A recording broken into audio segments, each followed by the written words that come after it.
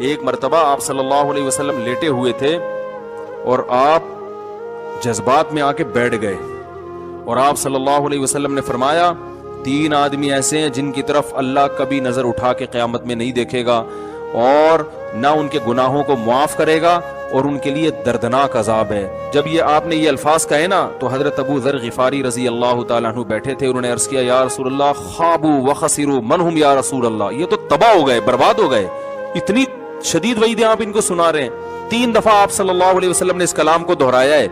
تو آپ نے فرمایا المنان، ایک وہ شخص جو احسان کر کے جتلاتا ہے، ہر ایک کو بتاتا رہتا ہے یہ میں نے، وہ اس کو ذلیل کرتا ہے لوگوں کے سامنے۔ دوسرا والمسبل ازارہ، اپنے ازار یا شلوار کو ٹخنوں سے نیچے لٹکانے والا۔ اور تیسرا المنفق سلعتہ بالحلف الکاذب، جھوٹی قسم کے ذریعے اپنا مال بیچتا ہو۔